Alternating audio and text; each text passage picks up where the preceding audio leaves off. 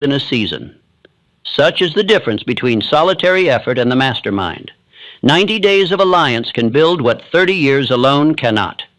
This is the power placed within your hands. Use it.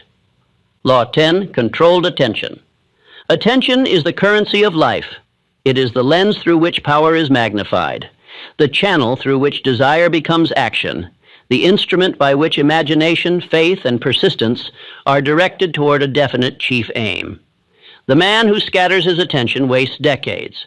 The man who controls his attention saves decades. For 90 days of concentrated focus are worth more than 30 years of scattered effort. Most men live with their attention in pieces. They wake without aim, drift into tasks chosen by others, scatter their thoughts on 100 trivialities, and end the day weary but unaccomplished. They repeat this for years until life passes them by. This is the penalty of uncontrolled attention, exhaustion without progress, effort without reward, years consumed with nothing to show. Thomas Edison's genius was not in talent alone, but in controlled attention. He focused on light as though nothing else in the world existed. His laboratory overflowed with distractions, yet his attention was riveted to the one problem before him. Day after day, failure after failure, he returned to the same aim with relentless focus. This concentration shortened centuries of darkness into a single season of triumph. John D. Rockefeller likewise mastered controlled attention. While others rushed to every opportunity, Rockefeller fixed his gaze on oil. He disciplined his thoughts, his investments, his entire life upon that one resource. His controlled attention turned instability into empire.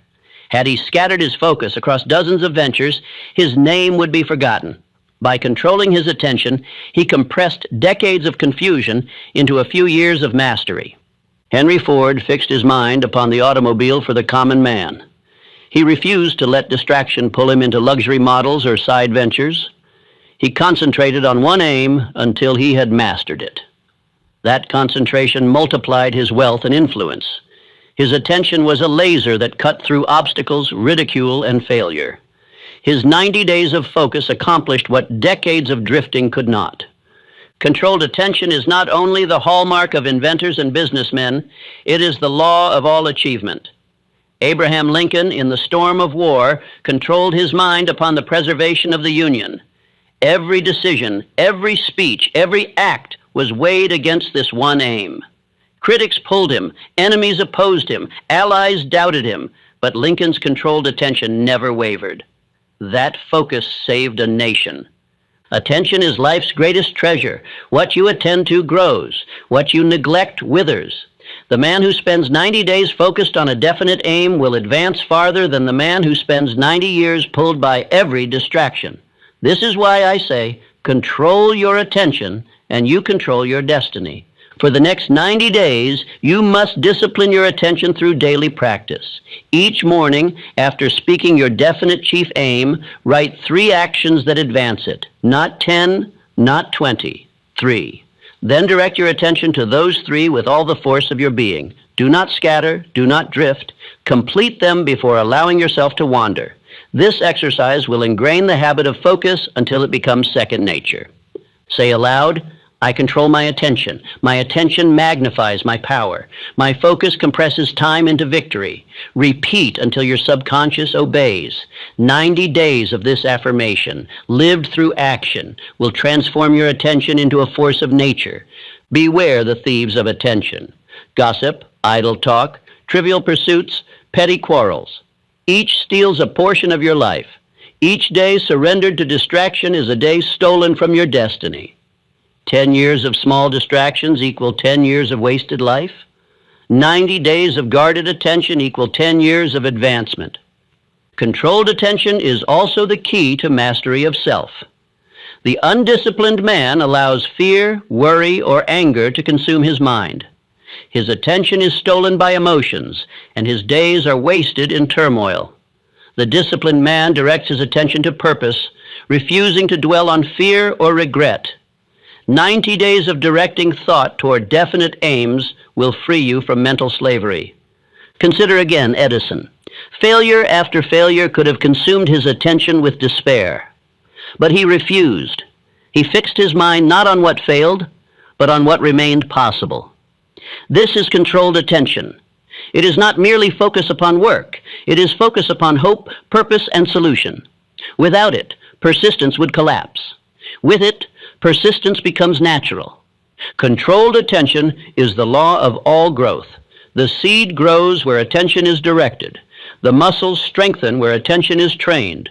The fortune grows where attention is invested. The respect of others grows where attention is given. Neglect any of these, and they weaken. Attend to them, and they flourish. Life itself bows to controlled attention. For 90 days, I command you, deny distractions, reject drift, guard your focus as treasure, write your aim, act upon it, record your progress. Each day of focus compounds. By the 91st day, you will not merely have advanced, you will have built the identity of a man whose attention is unshakable. That identity will serve you for life. Say it once more. I control my attention. I direct it only to my chief aim. I do not drift. I do not scatter. I do not waste. My attention shortens decades into days. My attention makes me master of my destiny. Speak it until you believe it. Live it until others believe it too. For the world respects the man whose eyes do not wander, whose mind does not drift, whose purpose cannot be broken.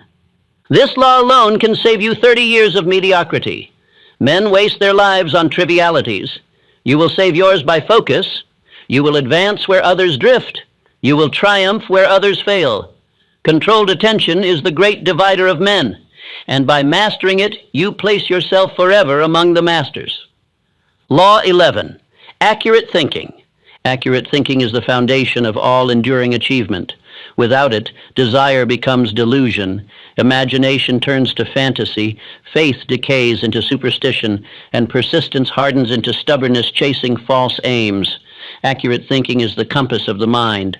It points true north when emotion would mislead, when rumor would confuse, when prejudice would blind. 90 days of training your mind to think accurately can save you 30 years of wasted labor spent chasing illusions. The majority of men never learn to think accurately. They confuse opinions with facts. They allow gossip to sway them. They mistake tradition for truth, and they accept the judgments of others without examination. Such men waste their energy building castles upon sand. By the time they discover the sand cannot bear the weight, decades are lost. The penalty of inaccurate thinking is lifelong failure. The reward of accurate thinking is mastery over circumstance. John D. Rockefeller built his empire not by speculation, but by accurate thinking. He studied facts with cold precision, ignored rumor, dismissed excitement, and demanded proof. When others were swept up in frenzies of fear or greed, he kept his mind upon reality. This habit allowed him to act when others hesitated, to withdraw when others plunged blindly, to advance when the facts supported him. His fortune was not accident. It was the product of accurate thinking. Abraham Lincoln was a man of accurate thought. He was deliberate, careful, and precise in judgment.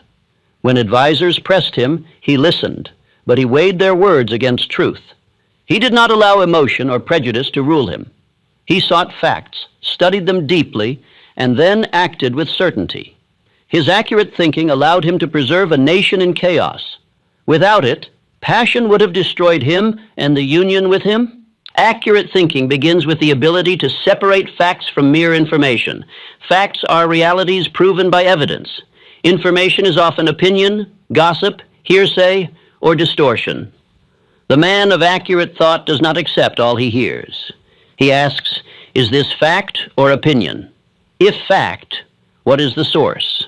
If opinion, what is the motive? 90 days of asking these questions daily will ingrain accuracy into your thought. Most failures come not from lack of effort, but from inaccurate assumptions. A man invests because he heard an opportunity was good.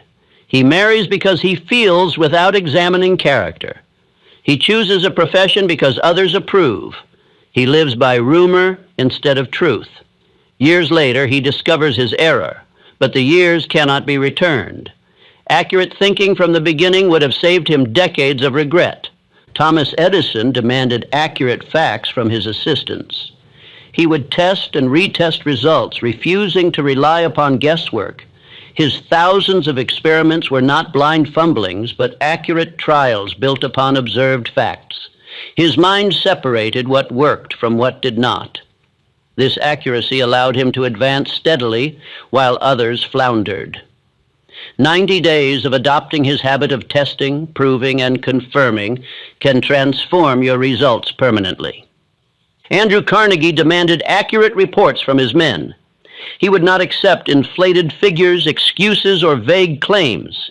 He wanted precise knowledge of costs, production, and progress.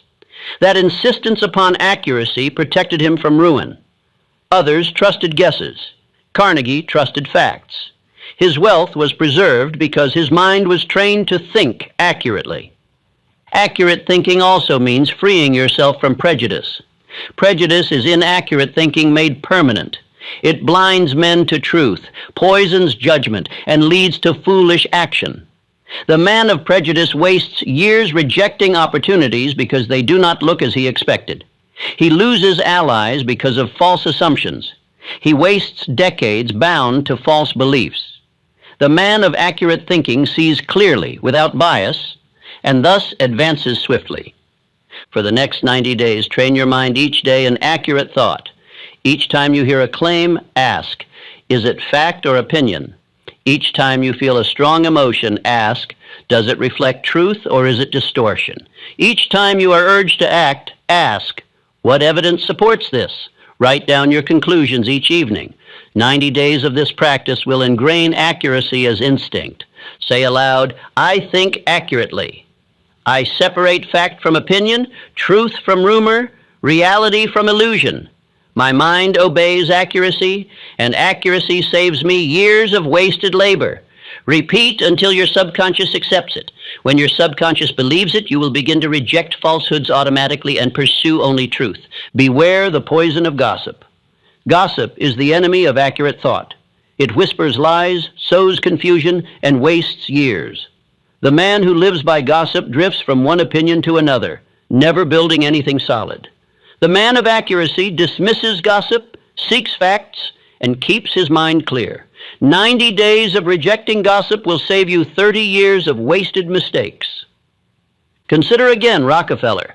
During panics, rumors swept the market. Men sold everything in fear. Rockefeller, calmly examining facts, often bought while others sold. His accurate thinking turned their panic into his profit. This is the power of accuracy. It transforms chaos into opportunity. Accurate thinking also demands humility. You must be willing to admit when you are wrong. The inaccurate thinker clings to error, wasting decades defending a false belief. The accurate thinker corrects quickly, saving time, effort, and reputation. 90 days of practicing correction without pride will ingrain a habit that saves you years. The man of accurate thought is respected. Others know his words can be trusted, his judgment relied upon, his decisions sound. Employers promote him, partners seek him, friends trust him. His name carries weight. By contrast, the man of inaccurate thought is dismissed, ignored, and forgotten. His words are worthless because they are untrue. His life is wasted because it is built upon error. So I command you, discipline your mind to accuracy. For 90 days, separate fact from opinion. Seek truth, reject rumor, test every assumption. Speak only when you have evidence. Decide only when facts are clear. This practice will ingrain accuracy into your very character. You will save decades by refusing error at the beginning instead of correcting it at the end. Say it once more, I think accurately, I demand facts, I reject rumor, I separate truth from illusion. My mind is clear, my judgment precise, my destiny certain. 90 days of this affirmation, lived in daily practice, will transform you from a drifting dreamer into a master of thought. Remember, inaccurate thinking is the great thief of time. Accurate thinking is the great redeemer of time. By mastering it, you will save not only hours and days, but years and decades. This is the law tested by every man of greatness and now placed in your hands. Law 12, concentration of effort. Concentration of effort is the law that multiplies strength, shortens time, and saves decades of wasted struggle. A man may be intelligent, ambitious, and even hard-working, yet if his energy is scattered across a dozen pursuits, he will achieve nothing of lasting value. The world does not reward the man who dabbles. It crowns the man who concentrates.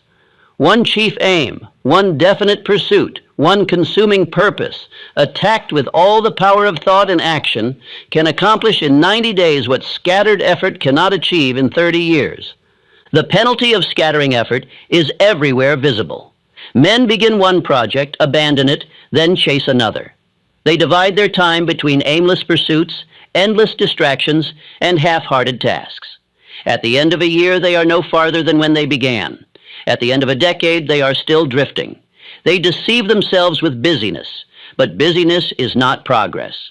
Only concentrated effort produces results. Andrew Carnegie was a master of concentration. He fixed his energy upon steel and refused to be diverted. Opportunities in coal, oil, real estate, and speculation presented themselves, but he declined them all if they interfered with steel. Because his effort was concentrated, he compressed decades of wandering into a single decade of triumph. His fortune was not the fruit of chance, but the harvest of concentration. Henry Ford likewise concentrated his effort upon the automobile. He resisted the temptation to pursue luxury models or scattered enterprises. He focused his energy upon producing one car for the common man. That concentration turned failure into triumph and ridicule into respect.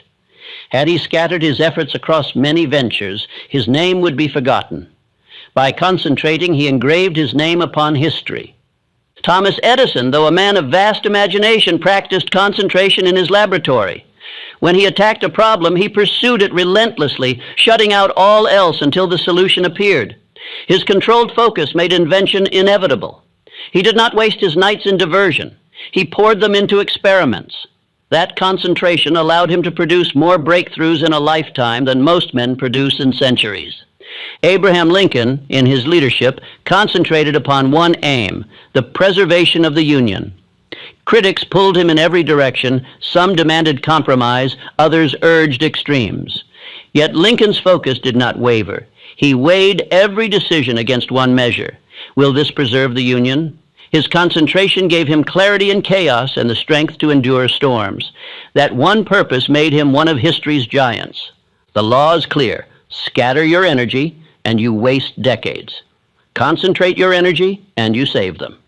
90 days of focused effort upon a definite chief aim are worth more than 30 years of drifting from one pursuit to another. This is why concentration of effort must become your habit. For the next 90 days, choose one definite aim and concentrate upon it with all the power of your being. Refuse to divide your attention. Refuse to scatter your time. Each morning, write your aim. Each afternoon, act upon it. Each evening, review your progress. If new opportunities arise, ask, do they advance my chief aim or do they distract? If they distract, cast them aside. 90 days of this discipline will ingrain concentration into your very nature. Say aloud, I direct all my power to one purpose. My effort is not scattered. It is concentrated. I bend my mind, my body, my time, my energy upon my chief aim until it is achieved. My focus multiplies my strength and shortens the years into days. Repeat until it becomes your identity. The temptation to scatter effort is great. Men are seduced by novelty, by the appearance of opportunity, by the fear of missing out. But novelty is a thief. Opportunity without harmony is a trap. And fear of missing out is fear of drift. Resist them. Concentration is the mark of greatness. It is the law by which empires are built, fortunes secured, inventions realized, and nations preserved. Charles Schwab, though surrounded by countless opportunities, concentrated upon steel. His optimism, energy, and leadership were poured into one channel. That concentration earned Carnegie's trust and multiplied Schwab's influence until he commanded thousands. His success was not in scattering himself thin. but in directing his whole force into one line. Contrast him with the man who divides himself among many ventures. He starts one, grows weary, shifts to another, abandons that too, and repeats the cycle for years. His life is a chain of half-built bridges that reach no shore. His name is unknown, his wealth small, his influence negligible. He is the warning to all who would scatter effort. The principle of concentration can be applied not only to business, but to thought. Train your mind to dwell upon your aim. Refuse to give thought to trivial matters. When fear or worry intrudes, direct your attention back to purpose. 90 days of such mental concentration will ingrain definiteness and banish drift. Controlled attention and concentration of effort are brothers. Attention focuses the mind, concentration directs the action. Together they shorten decades into months. They transform a man from a drifter into a master. 90 days of these practices will do for you what 30 years of wandering could never accomplish. Even in daily tasks, apply this law. Do one thing at a time with all your strength until complete. Do not divide yourself. Concentrated effort, repeated daily, compounds. Within 90 days, you will have advanced farther than others advance in years. Remember, too, that infinite intelligence aids the concentrated mind. When your whole being is fixed upon one aim, unseen forces seem to cooperate. Opportunities appear, allies arrive, doors open. The world yields to the man who knows what he wants and pursues it with concentrated effort. Say it again. I direct all my power to one purpose. I do not scatter. I do not drift. I concentrate. My focus multiplies my strength. My concentration shortens decades into days. Speak it until you feel its truth burning in your chest. 90 days of this affirmation, coupled with disciplined action, will ingrain concentration into your soul. This law alone can save you 30 years of wasted energy. Men waste lifetimes because they chase too many rabbits. The man who concentrates catches one, and one is enough to make him great. Concentration is the master key of efficiency, and efficiency is the path to mastery. Therefore, I command you, choose one aim, one road, one purpose. Pour yourself into it until it bends to your will. Let no distraction pull you away. 90 days of concentration will redeem wasted years, transform drifting into destiny, and ingrain in you the habit that guarantees success. Law 13, cooperation and tolerance. No man may succeed alone. He must live, labor, and advance among men. He must win allies, earn trust, inspire loyalty, and learn to harmonize his effort with others. The law of cooperation demands that you move with men, not against them. The law of tolerance demands that you control your prejudices, silence your pride, and open your mind to truth. Without these laws, empires fall, friendships break, and decades of progress are wasted in conflict. But with them, 90 days of deliberate harmony can save 30 years of wasted strife. History itself provides the sternest warnings. Napoleon Bonaparte was a master of initiative, imagination, concentration, and persistence. He rose higher than almost any man of his century, yet he lacked tolerance. His pride refused to harmonize with others. His arrogance scorned cooperation. He offended allies, multiplied enemies, and finally fell in disgrace. His name endures not as a symbol of triumph, but as a warning. No man, however brilliant, survives long without cooperation and tolerance. Contrast him with Abraham Lincoln. Surrounded by rivals and critics, he built his cabinet with men who opposed him. Instead of silencing them, he listened. Instead of scorning, he harmonized. His tolerance allowed him to turn enemies into allies. His cooperation built unity where division threatened to tear a nation apart. That harmony preserved the Union. Without it, his genius would have been wasted. With it, his name endures in honor. Andrew Carnegie understood this law well. He built his fortune by gathering talented men, many of them more skilled than himself. He treated them not as servants, but as partners. He practiced tolerance, listened to their counsel, cooperated with their efforts. The result was harmony so strong that his enterprises flourished. Without cooperation, his wealth would have been impossible. With it, He multiplied his influence 100-fold. Henry Ford, though decisive, learned that harmony with his workers was essential. He raised wages, shortened hours, improved conditions. Though criticized at first, this cooperation won him loyalty and productivity that competitors envied. By harmonizing with men, he built not only cars, but a movement. His tolerance for the common man transformed labor into power. Thomas Edison led teams of assistants, each bringing knowledge he did not possess. His laboratory was a symphony of minds united under his vision. His tolerance of new ideas, his willingness to accept suggestions, multiplied his results. Without cooperation, his imagination would have remained unfulfilled. With it, his inventions changed the world. The lesson is clear. The man who insists on standing alone wastes decades.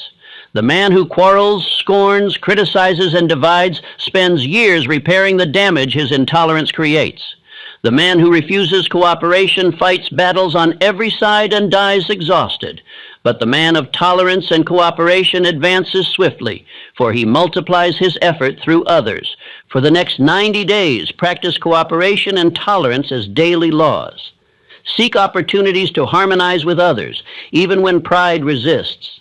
Listen instead of arguing. Learn instead of judging. Offer assistance instead of withholding. Each day, practice one act of deliberate cooperation. Each day, catch one impulse of intolerance and replace it with patience. 90 days of such practice will ingrain harmony into your nature. Say aloud, I harmonize with others. I multiply my strength through cooperation. I silence pride. I reject prejudice. I practice tolerance. My cooperation shortens decades into days. Repeat until you believe it. When you believe it, others will feel it. Men are drawn to the tolerant, the cooperative, the harmonious. Opportunities arrive, allies gather, doors open. The penalty of intolerance is severe. The intolerant man isolates himself. He criticizes, offends, and drives others away. He spends decades in conflict, gaining nothing. His pride blinds him to truth. His prejudice poisons his mind. His arrogance wastes his years. He may achieve briefly, but he always falls, for no man can fight the world and win. His life becomes a warning, his name a curse. But the reward of cooperation and tolerance is greatness. The man of harmony multiplies his knowledge, resources, and influence. He advances not only himself, but those around him. His name is honored, his presence welcomed, his influence lasting. 90 days of cooperation can forge alliances that endure for decades. 90 days of tolerance can save you 30 years of wasted battles. Consider again Lincoln. His tolerance allowed him to endure insults, mockery, and opposition without bitterness. His cooperation with rivals built unity where division threatened ruin. That harmony preserved a nation. Without it, his genius would have been wasted. With it, his legacy became eternal. Consider Carnegie. His cooperation with his team, his tolerance of new ideas, multiplied his fortune. Without harmony, his empire would have collapsed in conflict. With it, he built one of the greatest fortunes in history. Consider Edison. His laboratory thrived because he accepted suggestions, encouraged cooperation, and practiced tolerance of failure. Without that harmony, his inventions would have remained unfinished. With it, he transformed the world.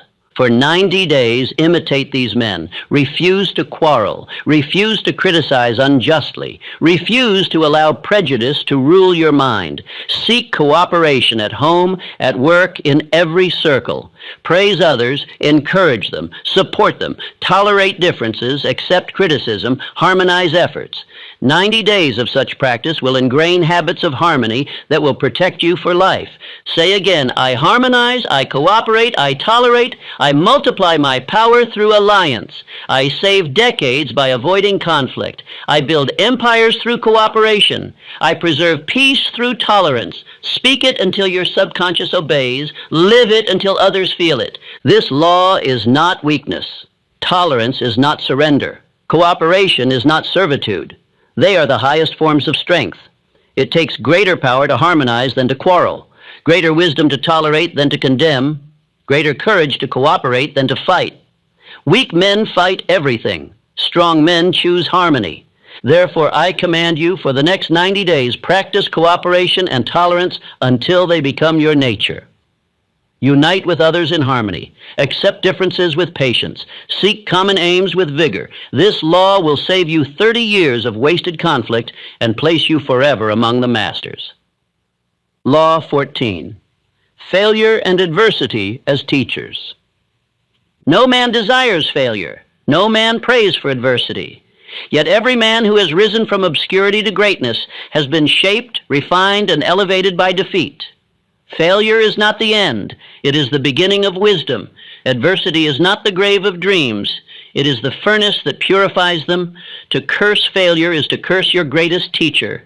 To embrace it is to shorten decades of wandering into seasons of transformation. The majority of men flee from failure.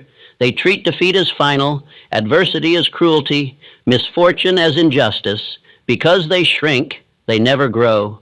They waste decades cursing circumstances instead of mining them for wisdom. They bury themselves in regret instead of digging for the seed of benefit hidden within each loss. They live broken lives, not because life was too hard, but because they refused to learn. Thomas Edison endured thousands of failures in his search for light. Each experiment might have been labeled defeat, but he refused to accept failure as final. He said, "I have not failed. I found thousands of ways that will not work." Each so-called failure was tuition in the school of success. His persistence, coupled with his willingness to learn from adversity, compressed centuries of ignorance into decades of advancement. His failures were his greatest teachers. R.U. Darby learned the hard way that failure is a disguised lesson. His uncle quit digging for gold 3 feet from the richest vein. That failure might have destroyed him, but instead, he studied it, and he learned persistence. In insurance, when doors slammed in his face, he remembered the gold. He persisted. He endured rejection, and he became one of the most successful men of his field. His fortune was the fruit of failure because he allowed failure to teach him. Abraham Lincoln is a monument to adversity. He failed in business. He was defeated in elections. He suffered loss after loss, yet he refused to surrender. Each defeat carved humility, patience, and endurance into his character. Each adversity prepared him for the greater trials to come. By the time he reached the presidency, he was no stranger to hardship. His failures had trained him. Without them, he could not have borne the weight of preserving the Union. Henry Ford faced bankruptcy before success. His early ventures collapsed. His ideas were ridiculed. But instead of surrendering, he learned. His failures taught him what to discard, what to improve, what to persist in. He used adversity as a mirror, and that mirror showed him how to refine his aim. Without those failures, the Model T would never have been born. Andrew Carnegie, too, knew adversity. He began as a poor immigrant boy. He suffered poverty, ridicule, and doubt. But adversity toughened him. It forged discipline, sharpened ambition, and hardened persistence. He turned adversity into strength, and strength into empire. The very hardships that might have crushed him became the foundation of his greatness. The truth is this: each failure carries within it the seed of an equal or greater benefit. Each adversity contains a lesson that, if grasped, saves decades of wandering. 90 days of adversity, studied and mined for wisdom, can be worth more than 30 years of easy comfort.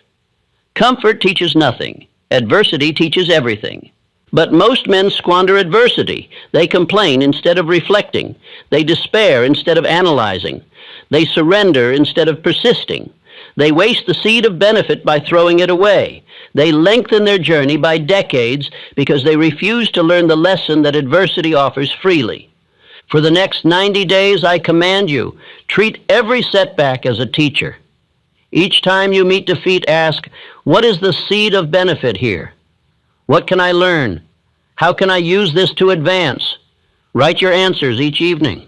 90 days of this practice will ingrain a habit of extracting wisdom from adversity. This habit will protect you for life. Say aloud, I welcome adversity. I welcome failure. They are my teachers. They carry the seed of benefit. Each defeat is temporary. Each loss is a lesson. Each hardship is my servant. I mine wisdom from adversity. And wisdom shortens decades into days. Repeat until your subconscious believes it. When you believe it, adversity ceases to frighten you, and failure ceases to stop you. Remember, defeat is never permanent unless you accept it. The man who quits makes failure final. The man who persists makes failure temporary. The difference is not in circumstances, but in choice. 90 days of refusing to accept defeat will ingrain the truth that failure is nothing but delayed success. Edison's thousands of failed experiments were not wasted. They built a body of knowledge that led directly to success. Lincoln's repeated defeats did not destroy him. They prepared him for leadership. Ford's bankruptcies were not the end. They were the lessons that sharpened his focus. Carnegie's poverty was not a curse. It was the furnace that forged his ambition. Consider also Charles Schwab. His rise was not without setbacks. He endured criticism, opposition, and trials, but he refused to allow adversity to make him bitter. Instead, he turned it into fuel. He learned diplomacy, patience, optimism. That attitude allowed him to inspire thousands and lead enterprises greater than himself. His adversities became his training ground. The man who flees from failure wastes his life. The man who embraces failure compresses his progress. 90 days of adversity faced with courage can give you the wisdom others spend 30 years avoiding. This is the law of adversity. It teaches swiftly what ease delays. Therefore, let this be your vow. I embrace adversity. I welcome failure. I study defeat. I find the seed of benefit in every loss. I do not curse misfortune. I command it to serve me. My failures are temporary, my lessons eternal, my destiny unstoppable. Speak it until your subconscious obeys. Never forget, adversity introduces a man to himself. It shows whether he is master or slave. It reveals his faith, his persistence, his courage. The man who fears adversity proves himself weak. The man who welcomes adversity proves himself strong. 90 days of welcoming adversity will ingrain strength that will carry you for life. Do not seek comfort. Comfort weakens. Adversity strengthens. Comfort lulls men into decades of drift. Adversity awakens them to greatness. 90 days of hardship can redeem 30 years of softness. Embrace it, use it, and it will serve you as your greatest ally. So I command you, mind your failures, study your defeats, welcome your hardships. They are your teachers. They shorten decades into days. They transform dreamers into doers, wanderers into masters, drifters into leaders. This law obeyed will save you 30 years of wasted lamentation and deliver you swiftly into mastery. Law 15, service and going the extra mile. The man who gives only what he is paid for, the man who performs only the minimum required, the man who measures out his effort as though it were poison, condemns himself to a life of mediocrity. Nature does not reward the man who does only enough to survive. She richly rewards the man who renders more than he is paid for. Going the extra mile is the law by which fortunes are built, respect is earned, friendships are secured, and opportunity is multiplied. 90 days of practicing this law will save 30 years of disappointment, for in those 90 days you will establish a reputation that will carry you for life. Most men live as though service were loss. They fear being used, fear being taken advantage of, fear giving more than they receive. Because of this fear, they hold back. They do the least required. They ration out their energy. And what is the result? They remain overlooked, underpaid, unrespected, unremembered. They complain that life is unfair, when in truth they have violated nature's law. The man who gives grudgingly receives grudgingly. The man who gives generously receives abundantly. Charles M. Schwab was a living example of this law. As a young worker under Carnegie, he went far beyond his duties. He performed not only what was required, but also what was helpful, inspiring, and uplifting. His enthusiasm overflowed into acts of service that no one asked him to render. Carnegie noticed. That extra mile, walked daily, lifted Schwab from obscurity to the presidency of United States Steel. Had he done only what was required, his name would have vanished. By going the extra mile, his name endures. Henry Ford, too, practiced this law. He did not stop at building a working car. He strove to improve it, simplify it, reduce its cost, and make it accessible to the common man. He went far beyond what buyers expected. That extra service earned him a fortune and the loyalty of millions. He could have settled for enough instead. He chose more. That choice condensed decades of gradual progress into a few short years of revolution. Andrew Carnegie practiced the extra mile not only in business but in philanthropy. He built libraries, schools, and foundations. He gave more than was required of him. In return, his influence outlived his fortune. He is remembered not only for steel but for service. That service multiplied his reputation far beyond his wealth. 90 days of extra effort in service to others can ingrain habits that reward you for decades. Thomas Edison demanded of himself and his teams more than the minimum. He worked nights, sacrificed comfort, endured long hours, all to render inventions that advanced humanity. His extra mile gave the world light, sound, and countless blessings. Without that extra service, his name would not be honored. With it, his name stands among the immortals. The law of going the extra mile carries a hidden secret. When you give more than expected, you awaken powers within yourself. You strengthen persistence, enlarge imagination, sharpen discipline, and multiply faith. Each act of extra service adds weight to your character. Each act makes you indispensable. Employers promote the man who cannot be replaced, and the man who goes the extra mile cannot be replaced because he gives what no one else will. For the next 90 days, I command you, each day, render one service beyond what is required. If asked to complete a task, do more. If expected to provide effort, exceed it. If a friend needs help, give double. Do not announce it. Do not boast of it. Do not demand immediate reward. Simply give. 90 days of this practice will ingrain the habit of service until it becomes your identity. Say aloud, I give more than expected. I serve beyond what is required. My extra mile multiplies my opportunity. My service shortens decades into days. I give more, and life returns more. Repeat until your subconscious accepts it. When you believe it, you will act on it instinctively, and men will recognize you as indispensable. The penalty of ignoring this law is harsh. The man who does only what he must remains forever where he is. He waits for promotion but is passed over. He demands higher pay but has earned no more. He complains of injustice but has sown only mediocrity. His decades are wasted in bitterness, for he never understood that nature pays only after service is rendered. But the man who obeys this law advances rapidly. His reputation spreads. Employers trust him, partners seek him, friends honor him. Opportunities arrive unsought because men whisper, he gives more than he is asked. He can be trusted. His 90 days of extra service build a name that rewards him for decades. Abraham Lincoln practiced this law in spirit. He gave more patience, more tolerance, more kindness than his rivals deserved.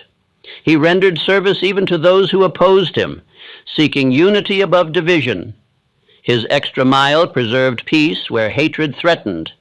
His tolerance was service, and that service multiplied his influence. Edison gave more effort than men thought humanly possible.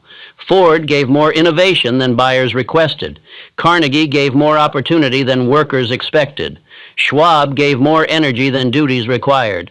Rockefeller gave more organization than industry had seen. All of them practiced this law. All of them condensed decades of progress into a few short years. For the next 90 days, write each evening what extra service you rendered. Keep account not of pay received, but of service given. At the end of 90 days, you will see a record that proves this law. You will have built a habit that ensures your destiny. Say again, I give more than expected. I render more than required. I go the extra mile each day. My service ingrains habits that reward me for life. My extra mile shortens years into days. Speak it until your soul believes it. Live it until others feel it. 90 days of this practice will save you 30 years of wasted complaint, for it will ingrain in you the habit that ensures abundance. Remember, service is seed. The man who plants sparingly harvests sparingly. The man who plants generously reaps generously. Going the extra mile is planting in abundance. Your harvest may not come immediately, but it will come multiplied. Nature pays richly, but she pays only after service is rendered. 90 days of planting will yield decades of harvest. Therefore, I command you, embrace this law. Render more service than paid for, more kindness than expected, more effort than required. Do it without complaint, without pride, without hesitation. Do it daily for 90 days. You will ingrain habits that make you indispensable, respected, honored, rewarded. This law alone can save you 30 years of mediocrity and lift you into the ranks of the masters. Law 16, Self-Mastery and Cosmic Habit Force. All the laws of success converge into one supreme law, the law of self-mastery. Without mastery of self, every other law is weakened. With it, every law becomes a servant. Self-mastery is the final triumph, the crowning discipline, the condition that makes success inevitable. And once self-mastery has been ingrained, cosmic habit force, the great silent law of nature, takes hold, carrying you forward by momentum so strong that failure cannot touch you. Consider this truth. A man is ruled either by his appetites or by his will. If ruled by appetite, he drifts, wastes, regrets, and dies defeated. If ruled by will, he commands, builds, achieves, and dies triumphant. Self-mastery is nothing more and nothing less than the deliberate choice to let will command appetite, reason command impulse, discipline command desire. 90 days of self-mastery can ingrain habits so strong that they save you 30 years of wasted indulgence. Andrew Carnegie mastered himself before he mastered steel. He disciplined his time, his speech, his ambition, his indulgences. By commanding himself, he could command others. His fortune was not mere skill. It was the harvest of self-mastery. Without it, his wealth would have scattered. With it, he multiplied until his name stood among the greatest. John D. Rockefeller built discipline into every penny, every record, every act. He did not surrender to extravagance, anger, or impulse. His mastery of himself made him a master of his empire. The stability of his fortune reflected the stability of his character. 90 days of Rockefeller's self-control would save most men 30 years of ruin. Thomas Edison mastered fatigue. He mastered frustration. He mastered the temptation to quit. His laboratory was not ruled by accident, but by order. Though thousands of failures tempted him, his self-mastery forbade despair. He directed his mind where he willed, not where fear beckoned. Without self-mastery, his persistence would have collapsed. With it, his inventions changed the world. Abraham Lincoln mastered anger. He faced insult, ridicule, and betrayal, yet his discipline of speech prevented folly. He wrote letters in fury, then burned them instead of sending.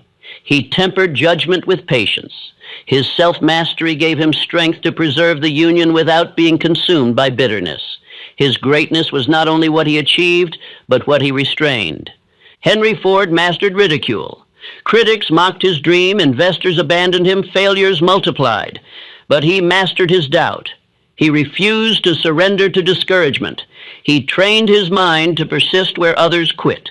His mastery of his own belief gave him power over the disbelief of others. That is the essence of self-mastery, to command yourself when the world demands your surrender. But self-mastery alone is not enough. It must become habit.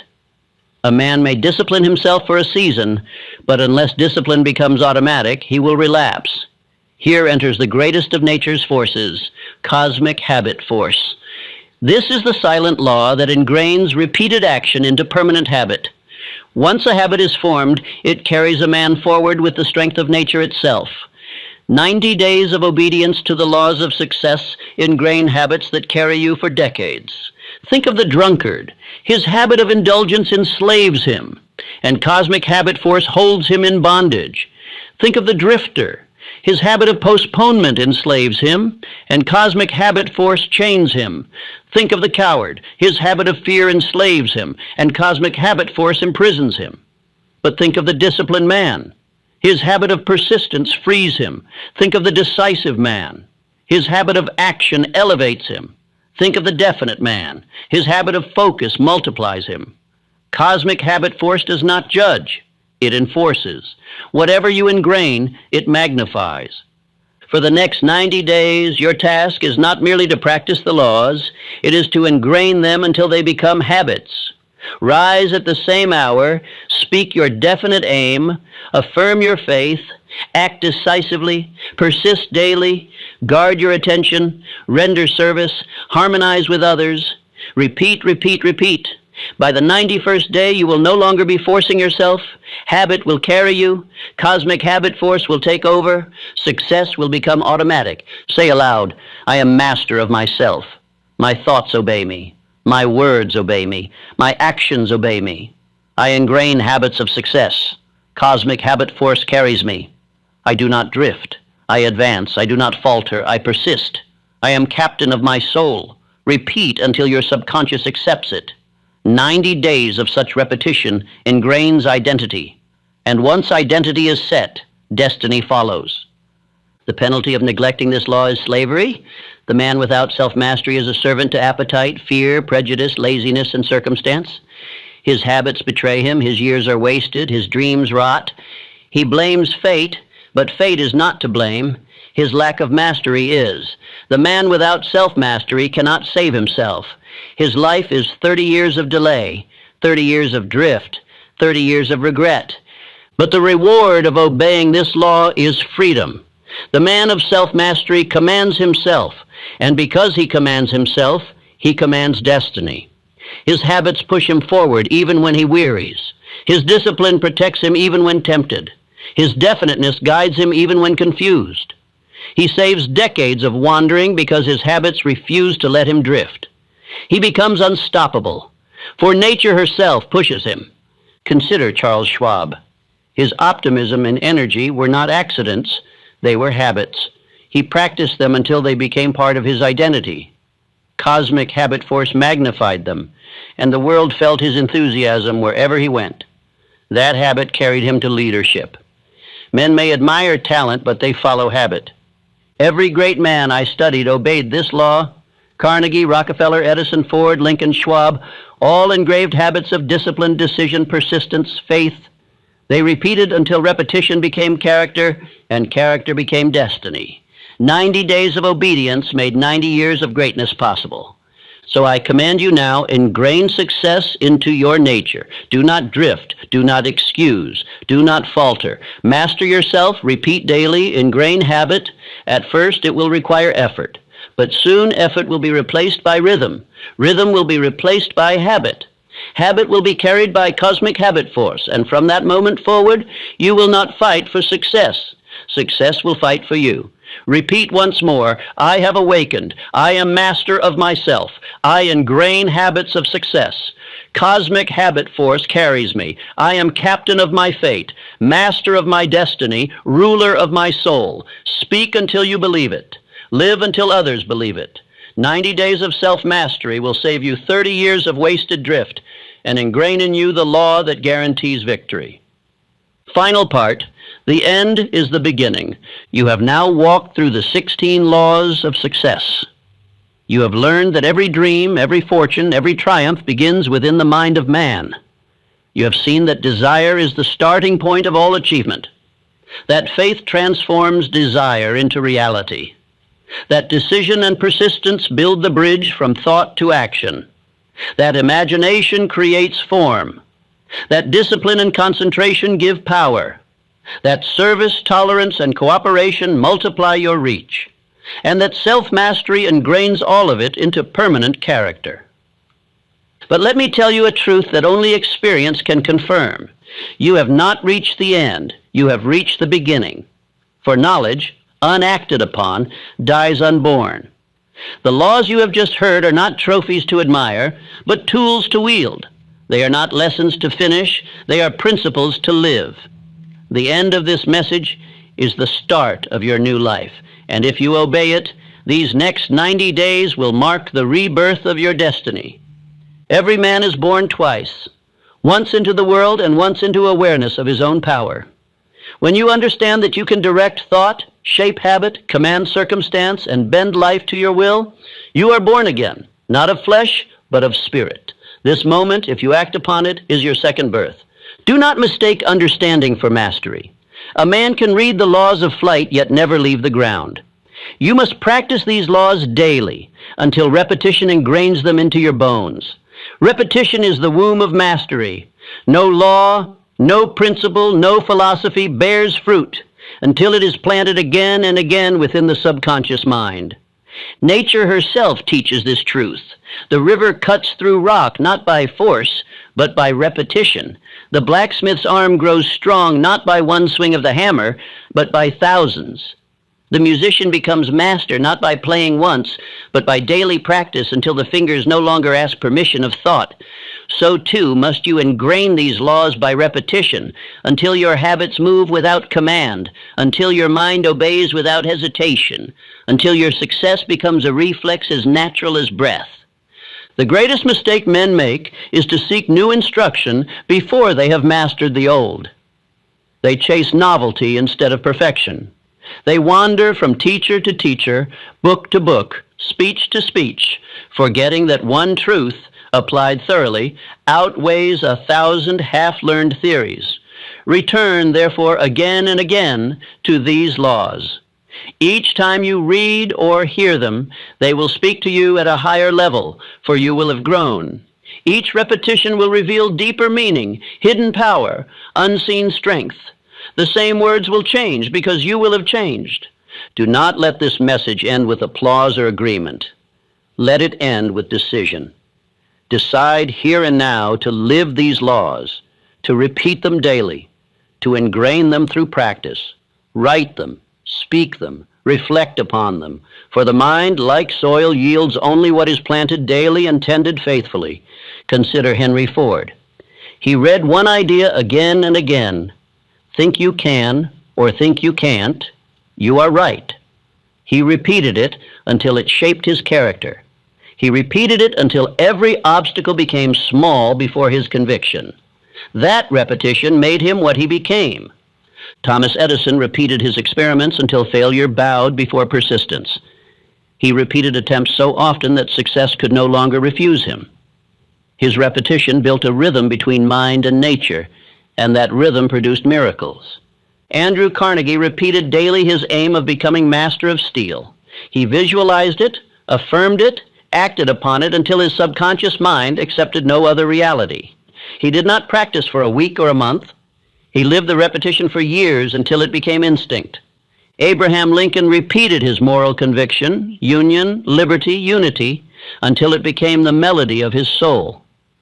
His repetition made him unbreakable. The words he repeated became the laws he lived, and the laws he lived became the legacy he left. You, too, must repeat, for repetition is not drudgery, it is creation. Each repetition drives the nail deeper until your character becomes unshakable. The subconscious mind accepts repeated thought as truth. Once accepted, it acts, and once it acts, all forces of infinite intelligence respond. Think of the farmer. He does not plant once and walk away.